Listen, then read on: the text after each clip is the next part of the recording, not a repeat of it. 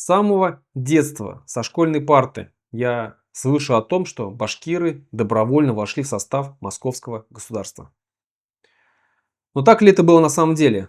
Буквально недавно мне попалась очень интересная карта, датированная 1908 годом, то есть которая была опубликована еще во времена именно Российской империи, до советской власти.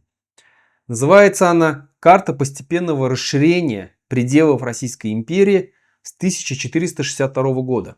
Мы видим, что как раз по башкирским землям, вот там, где вот как раз указана Уфа, по башкирским землям стоит такая линия, где показано, что царство Казанское, куда входила часть башкирских земель, было покорено в 1552 году, а через 30 лет было покорено царство Сибирское или Сибирское ханство в 1582 году, куда входила другая часть башкирских земель.